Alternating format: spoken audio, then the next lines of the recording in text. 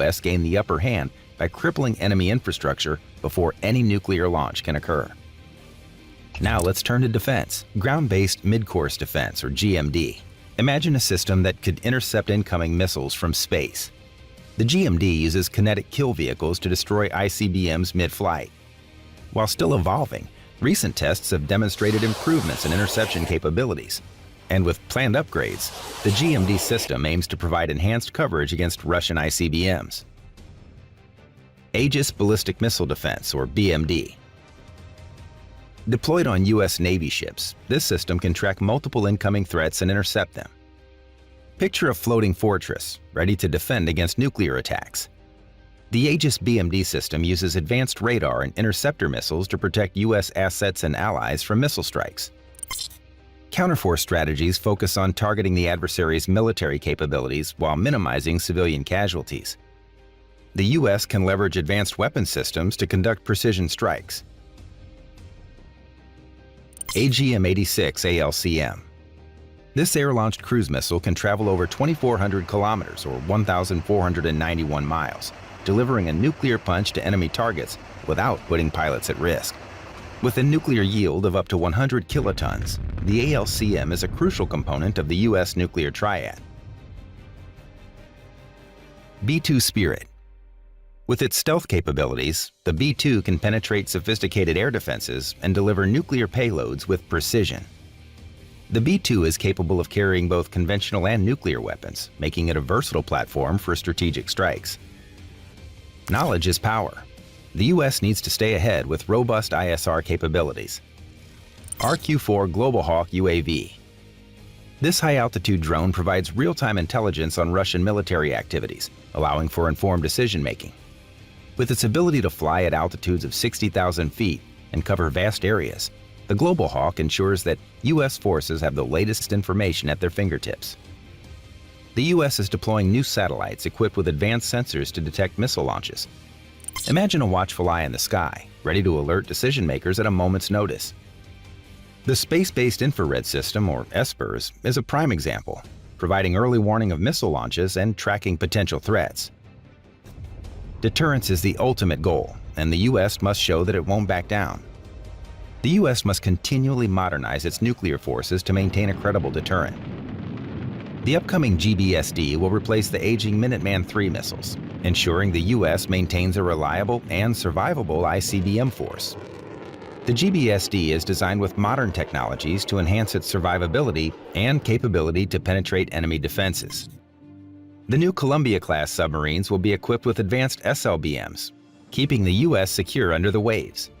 With a range of 12,000 kilometers or 7,456 miles, and the ability to launch multiple missiles, these submarines are crucial for second strike capabilities. The U.S. could emphasize developing low-yield nuclear weapons to deter Russian tactical nuclear capabilities effectively. The W-76-2, a low-yield variant of the Trident II missile, is a prime example of this strategy. By having flexible response. Welcome to today's show. Let me just start by saying thank you to all the subscribers. If y'all new to the channel and y'all just now watching this, make sure y'all drop that like button, drop that subscribe button. Now let's get to it. Today's show, we're going to have for you how World War III could actually start.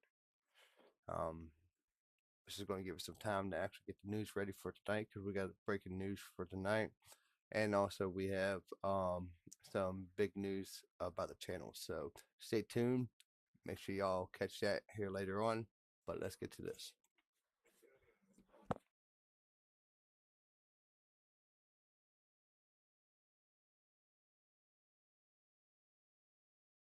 One second, y'all. We're having some malfunctions. Real quick, let me fix this. The early hours of August 3rd, 2032. An elite Russian assault team quietly slipped through a forest deep inside the NATO-allied country of Estonia. Their target, the Amari Lenubas Air Force Base, located approximately 35 kilometers southwest of the Estonian capital of Tallinn. The lightly defended airbase proved no match for the surprise Russian attack. Within moments, the defenders of the airbase were overrun, outside communications were cut, and the control tower seized. Minutes later, 4 civilian passenger jets off the Baltic coast suddenly broke contact with their controllers, descended and landed at the airbase. Russian forces quickly disembarked, paving the way for the tens of thousands of forces soon to follow from air, sea, and land. The invasion of the Baltics had begun, and with it, World War III.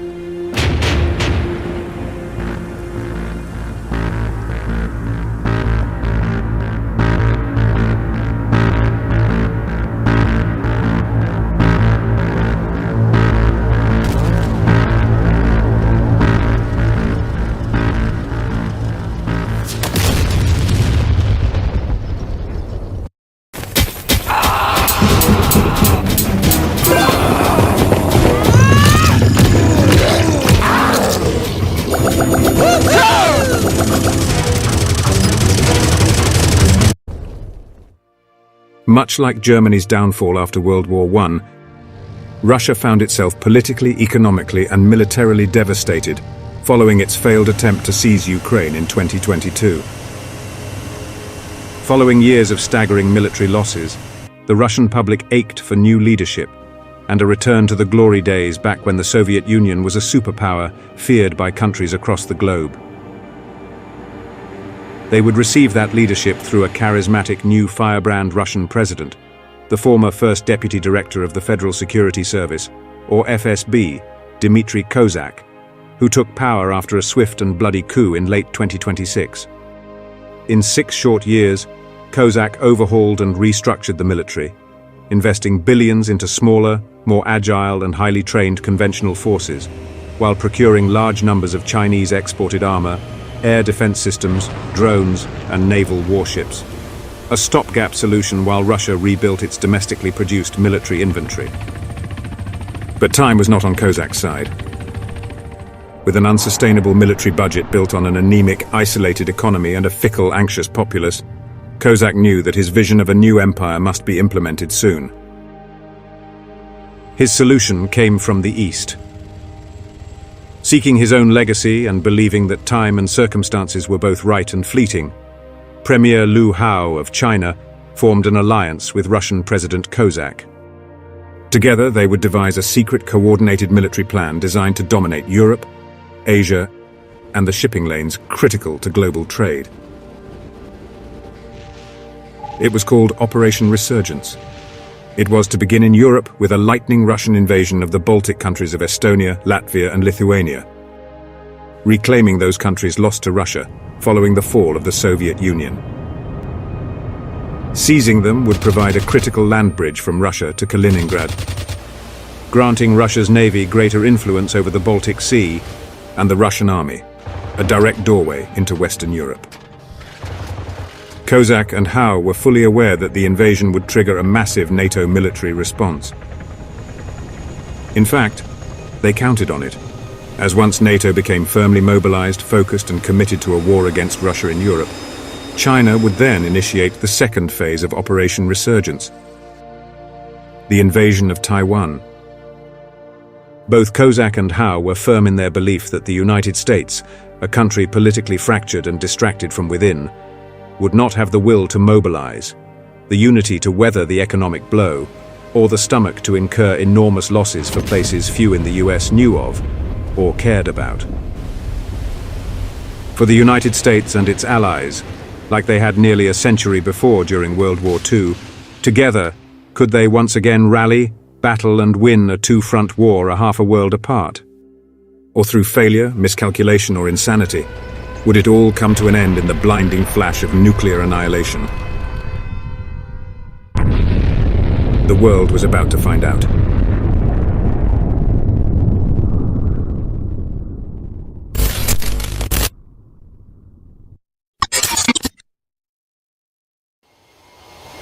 "32,000 feet over the Gulf of Riga, a NATO surveillance aircraft turned lazy circles in a moonless sky.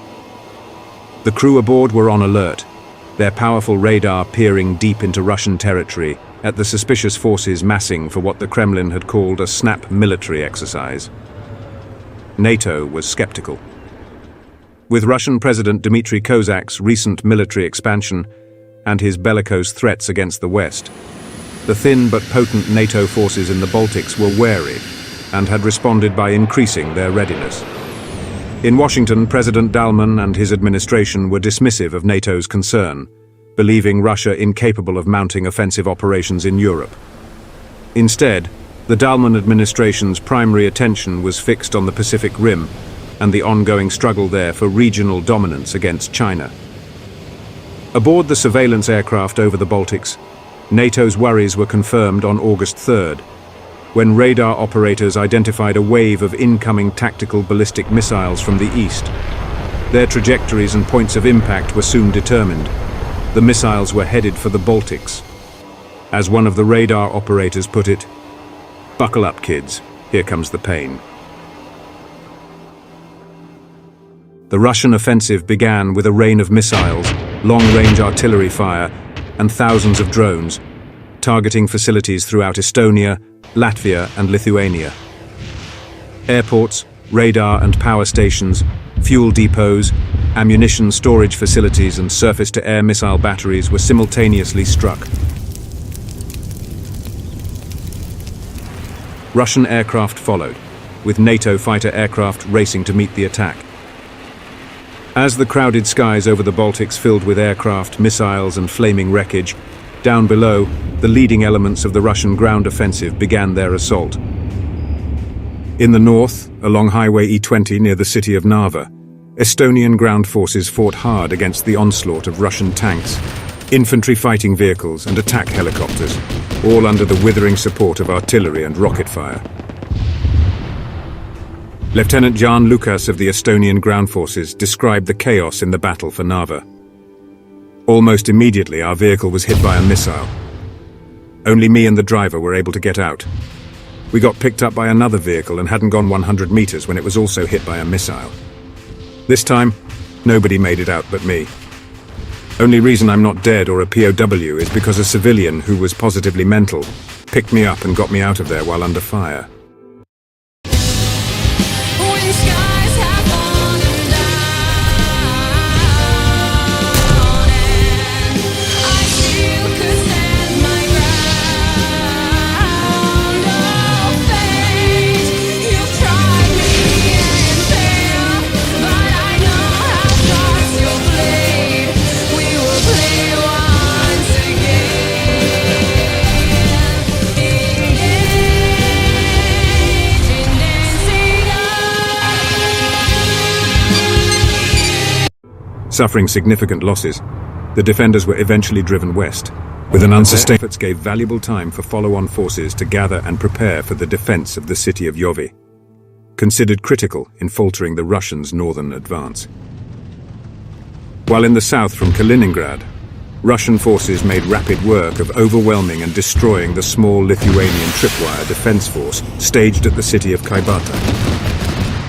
To the city's east, combined Lithuanian and NATO ground forces prepared positions in the city of Mariampol for tough fighting ahead.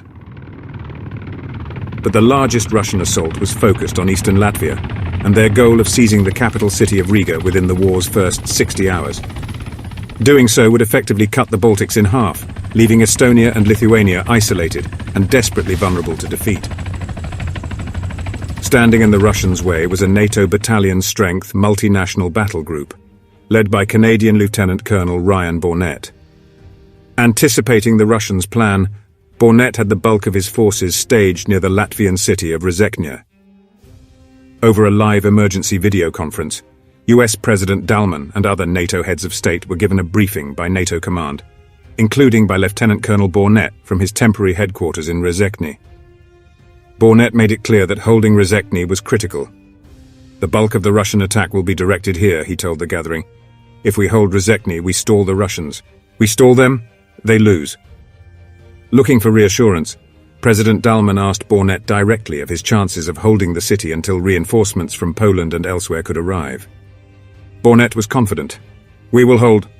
The lieutenant colonel's video feed suddenly ceased. It would later be determined that Russian hackers had accessed Bornet's personal phone months prior, giving Russian intelligence real-time access to Bornet's location. Breaking strict security rules, Bornet's personal phone was in his pocket in the opening hours of the Russian attack. 3 hypersonic missiles slammed into his building. President Dalman, desperate for an update, finally received confirmation of Bornet's fate 3 hours later. The lieutenant colonel, his aides and leading officers were dead. Horrified, the stricken president was heard to say, "This is disaster upon disaster." The decapitating attack left Bornet's brigade stunned, shaken but resolute. Digging in, they prepared for the brutal fight soon to come.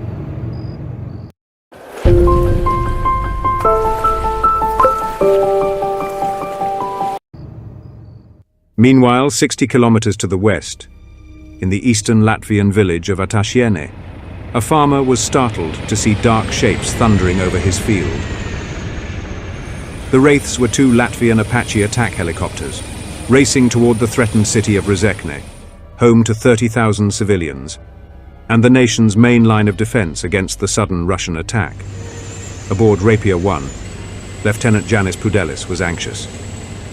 As he scanned the terrain ahead in search of targets, he could hear radio calls in his ear coming from friendly forces defending Rezekne that were growing increasingly frantic, the calls for air support increasingly desperate. 10 clicks out, Pudelis announced to the pilot. Armed with Hellfire missiles, the Apaches were now in range to meet whatever ground forces lay ahead. They were also well within range of deadly Russian anti-aircraft missiles. Hiding below the treetops, the Apaches popped up to see what they were facing. What Lieutenant Pudelis was able to see horrified him. Appearing out of the east was an ocean of incoming tanks and armored vehicles. Within moments, Rapiers 1 and 2 emptied their Hellfires, turning 12 enemy vehicles into incinerated wreckage. It was nowhere near enough. As his Apache ducked away from incoming missile fire, Lieutenant Pudelis summed up their effort as they raced back to base to rearm. Said Pudelis, "We are just spitting into a forest fire." With the goal of conquering the Latvian city of Riga within the first 60 hours of the war, effectively severing the Baltics in half, the Russians first needed to seize the pivotal city of Rezekne, where 2 key highways, the A13 and the A12, converge. Blocking their advance into Rezekne was a NATO battalion-strength multinational battle group. Outnumbered and outgunned, the NATO forces also found themselves in momentary disarray, having lost their commanding officer and several of his staff in a missile strike. Regardless, their mission was clear. They were ordered to hold Rezekne at all cost. In the wooded high ground, north of the village of Sondor, Canadian and Latvian infantry armed with anti-tank missiles and backed by Bradley infantry fighting vehicles, prepared to hit the enemy's advance down Highway A13, while to the southeast near the village of Ignasani, a platoon of Leopard A2 battle tanks waited to meet the enemy on Highway A12. Commanding the platoon, Lieutenant Artis Rimzovich recalled the initial moments of the attack. It became something like a science fiction movie. Everywhere the tracers were like laser fire, missiles and rounds like photon torpedoes, and the noise. Between the autocannons, tank rounds, the missiles, the artillery, the explosions and people screaming, it all worked against you to dull your senses, to make you slow. What shook me out of it was when I saw one of my Leopards brew up. Everyone I trained and led in that vehicle was instantly dead forever. It was then that I gave the order to fall back to our next line of defense. By mid-morning, that defense had compressed into the city of Rezekne itself, as fighting became a house-to-house, nose-to-nose battle for survival. "For hours we bloodied them good," said Lieutenant Rimzovich, who had lost his own Leopard tank and was now on foot. "But in the end, there were just too damn many of them." By afternoon, the NATO forces in Rezekne were broken and isolated. Surviving soldiers and entire units of those who remained began to surrender. Not all were taken prisoner.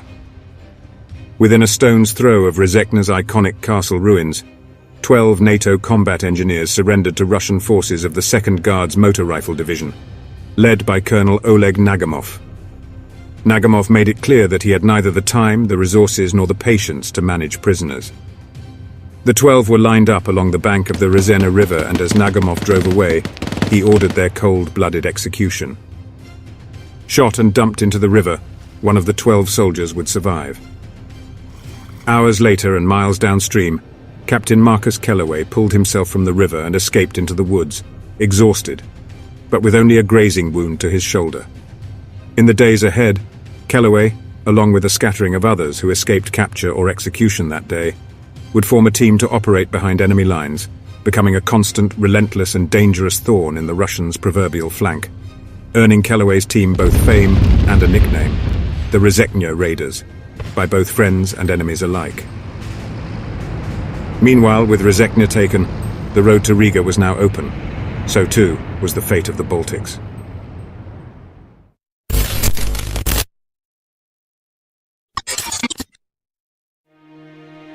At an airbase 60 kilometers east of the Polish city of Poznan, analysts from the US National Security Agency were reviewing the latest COMINT, or communications intelligence, pouring in from the Baltics and Western Russia. The room was tense.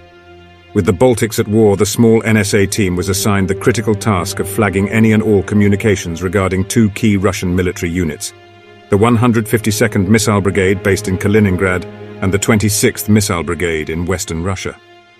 It was these two Russian units, stationed closest to the Baltics, that were armed with numerous mobile tactical nuclear ballistic missiles. Elusive, powerful, and immeasurably deadly, knowing where these mobile units were and what they were planning was of the utmost concern to both the United States and NATO. With the Russian invasion of the Baltics only hours old, NSA analyst David Massey soon identified cell phone traffic originating from within the 152nd Missile Brigade in Kaliningrad. As he read the transcript, Massey suddenly went pale. Asked by another analyst what he was seeing, Massey responded, "Good God, it's happening." The missiles were on the move. Meanwhile, en route to the United States European Command headquarters in Stuttgart, Germany, General Erich Radik, head of EUCOM, was receiving real-time reports of the Russian invasion of the Baltics. The news was not good. In the north, reports were coming in from Estonia that the city of Jovi had fallen, with Russian ground forces now less than 100 kilometers from the capital city of Tallinn. While in the south, heavy fighting was taking place in the Lithuanian city of Mariupol, as Russian forces attempted to push eastward in order to sever the two key arteries connecting Lithuania to Poland. But the most distressing news was out of Latvia. With the collapse of defenses in the city of Rezekne, the Russians were quickly advancing along Highway E22 and were now on the outskirts of Jekabpils. Despite repeated aerial attacks on the advancing convoys and having received considerable aircraft losses, the river of Russian armored vehicles continued marching on for Riga. The news was about to get a lot worse. General Radik received a flash message from Washington. Intelligence had confirmed that multiple tactical nuclear missile units from the Russian 152nd Missile Brigade in Kaliningrad were on the move. They were headed for Lithuania. That answered what had been a burning question for General Radik: how Russian President Dmitry Kozak actually expected to hold the Baltics, even if his invasion succeeded, given that NATO would launch a massive combined counterattack. President Kozak intended to use the missiles as the ultimate negotiation tool. That once the Baltics were seized and annexed to Russia, and with the missiles scattered and hidden throughout, NATO would have no choice but to consider whether to escalate the war to a potentially nuclear level or negotiate for peace. As General Radik put it, it's the Cuban Missile Crisis. Only this time, we're already at war. Up to that point, there was considerable debate within NATO as to how to approach the coming NATO counterattack. Some lobbied to keep the war contained strictly within the Baltic countries, avoiding direct attacks on Russian territory, including Kaliningrad, all in the hopes of avoiding wider escalation. As one official stated, "It's notable the Russians have not hit Poland or Germany or anywhere else beyond the Baltics." Kozak, it appeared, was hoping to contain the fight. Others had a less restricted view and advocated hitting Russian military targets wherever and however, including within Russia itself. News that Russian tactical nukes were headed for the Baltics settled the NATO debate. The order came to General Radik: destroy the missile units in Kaliningrad. Within hours, a hastily organized strike package of F-35s and supporting aircraft was making its way above the rolling hills of northern Poland toward Highway E28, as satellite surveillance transmitted real-time updates of the missile vehicles' locations. Time was of the essence, as the surveillance could not be guaranteed for long. Paving the way was a wave of NATO missiles and aircraft meant to suppress or destroy a narrow path through Kaliningrad's extensive anti-aircraft network. This woman in Kansas City searched her name and found $6.1 million in unclaimed money. Like, what? It proved marginally effective. Though several SAM sites were struck or jammed, an F-35, 2 UAVs and an F-18 Growler were lost. Near the city of Nestorov, less than 10 kilometers from the Lithuanian border, the remaining F-35s released their bombs. In this, they were 100% effective. Of the 4 Russian missile vehicles targeted, all 4 were destroyed. General Radek was later asked by a reporter if destroying the vehicles posed a risk of a nuclear detonation or radiation fallout. Said Radek, "We felt the risk of succumbing to nuclear terrorism was greater." Radek was then asked if NATO had taken out all the nuclear missile units headed for the Baltics. "Yes," he answered. He was wrong. And as events began to spiral, the war that had once been locally confined was now about to spill well beyond the Baltic borders.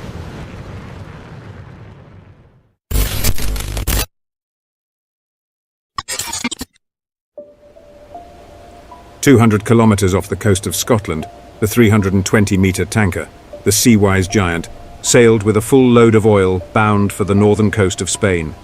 Having left the Sullom Voe oil and gas terminal in the Shetland Islands hours earlier, the ship was making only 10 knots against a gusting North Sea wind. Aboard the ship, the crew showed little awareness nor interest in the far-off war taking place in the Baltics. With the war into its 3rd day, the belief among many was that the conflict was strictly a regional one, confined to the Baltics alone. They were woefully mistaken. Hours earlier, NATO conducted an airstrike inside Kaliningrad, destroying several of Russia's mobile tactical nukes. Russia was now prepared for retribution, aiming deep into the heart of NATO. Aboard the Seawise Giant, crew members were unaware of their mortal peril as a single Russian Zircon anti-ship missile approached. Designed as a carrier killer, the missile slammed into the defenseless ship at a speed nearing Mach 8. The tanker sank within moments, taking her entire crew with her and sending a torrent of over 1 million gallons of burning oil into the water. From across the North Sea, more missiles were in the air, bound for targets critical to NATO. War had come to Western Europe. Prior to the invasion, Russian President Dmitry Kozak gambled that the war he was to initiate against the countries of Estonia, Latvia and Lithuania would remain there, that NATO would be adverse to expanding the fight beyond the Baltic borders. That hope ended with NATO's airstrike inside Russian territory. Furious, and by some accounts shaken by the news of the Kaliningrad attack, Kozak ordered the launch of Operation Rift. Prepared as a contingency months in advance, the objective of Operation Rift was to cripple oil and gas production in the North Sea, sending a clear message to the leading members of NATO that their countries were not immune to Russia's military reach. Below the surface of the North Sea, 2 Russian Yasen-class submarines kicked off the operation, launching their payload of hypersonic cruise missiles. Traveling at nearly 11,000 kilometers per hour, the missiles soon reached their targets, striking 3 oil and gas platforms off the coast of Aberdeen, Scotland, as well as the oil tanker, the Ariel, and the offshore support vessel, the Foinaven, killing hundreds, severing oil and gas production throughout the North Sea, and initiating what would later be the largest offshore rescue operation in human history. Farther south, the strike proved less effective as a wave of missiles targeting the Central Area Transmission System, a natural gas processing terminal in northeast England, was intercepted by a UK Sky Sabre air defence system, providing a brief but dramatic fireworks display for citizens in the coastal city of Sunderland. Meanwhile, to the far north, racing over the Norwegian Sea, 3 Blackjack bombers originating from the Olenja Air Base on the Kola Peninsula released their own missiles. These targeted oil and gas platforms west of the Shetland Islands, as well as the Sullom oil and gas terminal. Arriving unopposed, the Russian missiles struck their targets, killing 240, damaging or destroying numerous facilities and cutting power to much of the Shetland Islands for months. At the Evenes air station in northern Norway, 2 of a total of 4 F-35s scrambled to intercept the Russian aircraft, as the Blackjack bombers gave a wide berth to the mainland for their flight back to base. Rocketing northward over Andoya in pursuit, Lieutenant Colonel Bjorn Enoksen calculated his chances of success. With drop tanks installed, his F-35's range was extended, but it came at the cost of both stealth and speed. He judged that catching the Blackjacks was going to be a very near thing. In the end, it wasn't. 150 miles out over the Norwegian Sea, Enoksen and his wingmen received urgent orders to turn back. Air defense stations at Banak had detected a new flight of Russian aircraft on a course for what appeared to be a cruise missile strike on the Evenes air station. Turning to the south, Lieutenant Colonel Enoksen could only watch in frustration as the Blackjacks slipped away.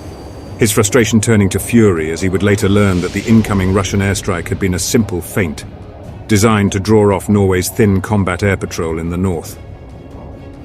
"If NATO doesn't get us more fighters and a carrier up here," Enoksen fumed, "the Russians can keep doing this until they run out of goddamn cruise missiles. Or run out of targets."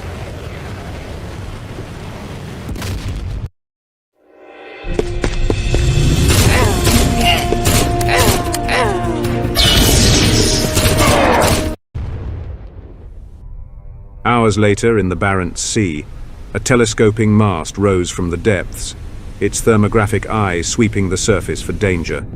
Below, in the control room of HMS Audacious, the Royal Navy's Advanced Astute-class attack submarine, Commander Edward Bass eyed the video feed from above.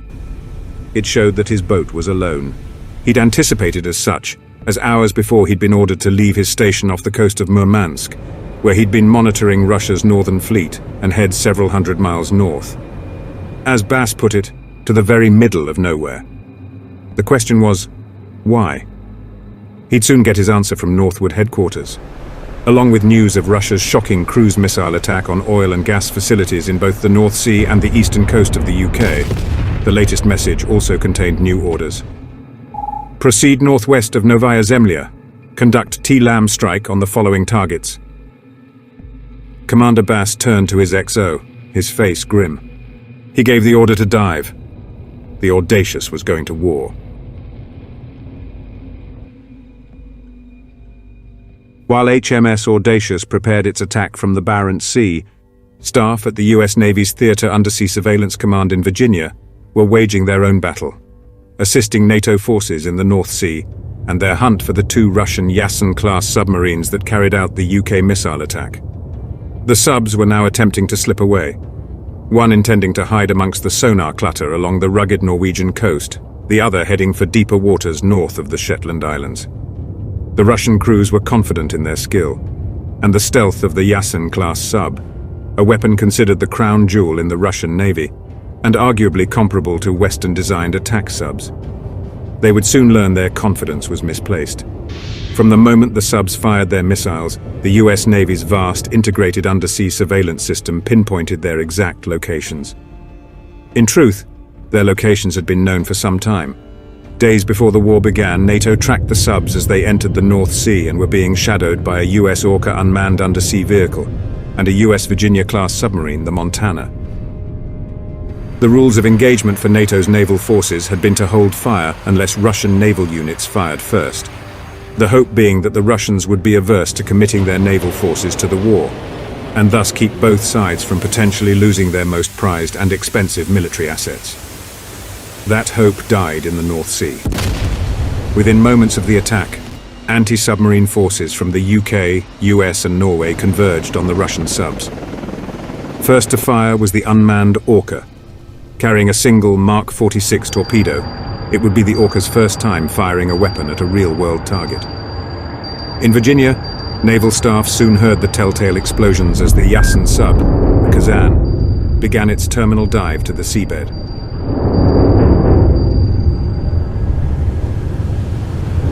To the northeast, UK anti-sub aircraft and a Norwegian frigate closed in on the Voronezh, its location being fed by the shadowing USS Montana.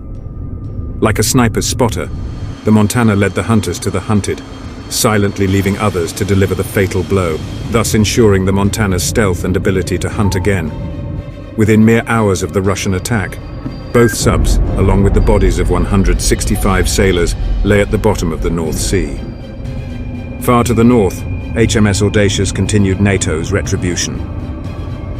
In the North Barents Sea, a volley of cruise missiles broke the surface, each skimming just feet above the water while skirting the northern coast of Novaya Zemlya to avoid detection before turning south for the Russian mainland.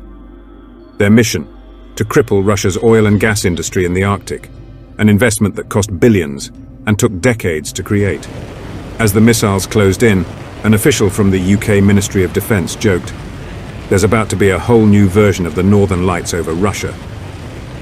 In quick succession, Tomahawk cruise missiles slammed into the Yamal, Arctic 2, and SVNT liquefied natural gas facilities, as well as the nuclear icebreaker, the Yakutia, turning the facilities to rubble and sinking the icebreaker in port. But the bulk of the attack centered on the newly constructed Severbay oil terminal on the West Taymyr Peninsula. Built at considerable expense in the 2020s, it was by far Russia's largest oil terminal to date, capable of producing 100 million tons per year. Of the 15 Tomahawks targeting the terminal, 6 were shot down by surface-to-air missiles. The rest struck home. The blast and secondary explosions were devastating. As one civilian worker later described it, everything was vaporized, flattened as if nuked. The number of dead have yet to be known, and may never be. The Russians claim 4,000, while NATO estimates somewhere near 500.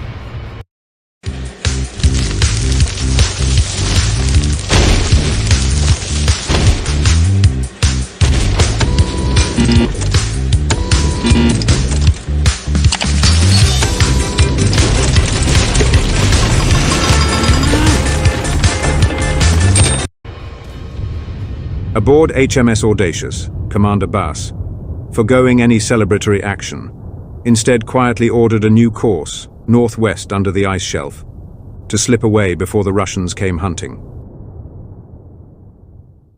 Back in the Baltics, the ground war raged on. Near the city of Alytus on Highway 132, Lithuanian resident Simonas Navikas was growing increasingly anxious. Having fled the capital city of Vilnius with his family hours earlier, and with reports of heavy fighting taking place in the city of Mariampol to the west, Highway 132 now served the last remaining artery out of the war zone to the safety of the Polish border, and it was now clogged and stalled with refugees. Suppressing his own fear, Navikas assured his family that the battle was still far away, that no one would attack unarmed civilians. Then he saw a small, dark shape appear in the sky to the north, an aircraft coming in low and fast. "The way it was lining up on us," said Navikas, "like a predator. You just knew it was coming to kill us all." The highway was a primary target for Russian military planners, with every bomb crater, every disabled vehicle and mine serving to slow and delay any potential NATO ground force attempting to counterattack from Poland. But with the war barely 48 hours old, the only vehicles to be found on Highway 132 were civilian. Above them, a lone Russian Su-25 ground attack aircraft released its payload of cluster bombs. In an instant, the endless line of vehicles was turned into a shattered river of fire. Simonas Navikas would survive the attack, wounded but alive. Tragically, his wife and children would not. As Navikas and scores of other shattered survivors staggered through the carnage, a common cry was heard. How could this happen? Where was the military? Where was NATO?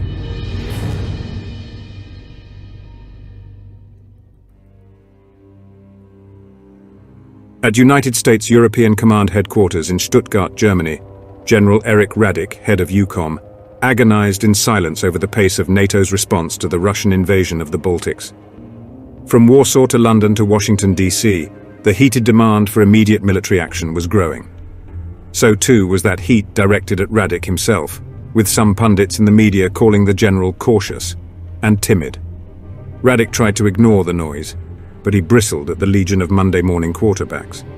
The situation in Europe required a far more comprehensive and complex solution than what the talking heads on television were offering.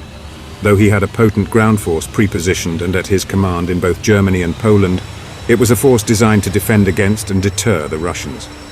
As Radek made clear to those who would listen, it was not enough to go on the offensive. Not all agreed. Poland, in particular, threatened to advance its own significant armor and mechanized force into Lithuania to buffer and defend the Suwałki Gap. Radek argued against it, telling the Polish Minister of Defense in a meeting that, at times, grew heated. "We kicked Iraq's ass because we waited to go on the offensive during the First Gulf War. Respectfully," he said, "there's a reason we went from Operation Desert Shield to Operation Desert Storm. What we sure as hell didn't do is go with Operation Desert Drizzle instead." In Radek's opinion, NATO was far from yet orchestrating a successful storm. Though Russia had a diminished force from decades prior, what it did have was still modern, numerous and formidable. Attacking it piecemeal would invite disaster. His argument, for the moment, convinced Poland against going it alone. He conceded, however, that every minute that passed without further boots on the ground meant more Baltic land given over to Russia. That if the capital cities of Riga, Tallinn and Vilnius fell, and the governments with them, retaking the Baltics would be that much more difficult, costly and deadly, both for NATO forces and Baltic civilians alike. What General Radek needed in the short term was to slow the Russian advance, to bog them down and delay them enough while he continued to gather forces for an overwhelming ground offensive soon to come. To that end, Radek authorized what was to be called Operation Bulwark. Devised long in advance for just such a scenario, the objective of Bulwark was to utilize two quick response forces, the 26th Marine Expeditionary Unit, currently embarked with the Bataan Amphibious Ready Group, southeast of Copenhagen, and the 173rd Airborne Brigade Combat Team stationed in Italy. With orders to ring, hold and defend the capital cities of Riga and Tallinn, thus drawing the Russians into a lengthy and bloody fight in terrain that favored the defenders. Vilnius, deemed too vulnerable with its proximity to Russia and Belarus, was for the moment off the operation list. Lithuania's defense would have to come later.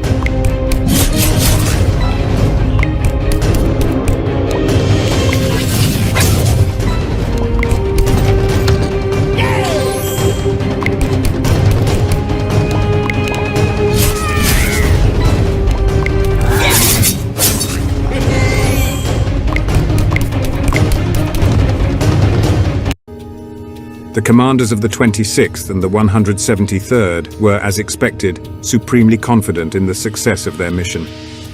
Radek hoped to God they were right. As the amphibious fleet made its way into the Baltic Sea and paratroopers boarded their aircrafts, he considered the outcomes. Prone to analogies, Radek told an aide, "Once on the ground, there's no getting them out. This will either succeed like the Pusan perimeter during the Korean War, or," he said, "or I just signed their death warrant on the Bataan Peninsula." With dawn and D-Day just hours away, General Radek, and history, would soon learn the outcome.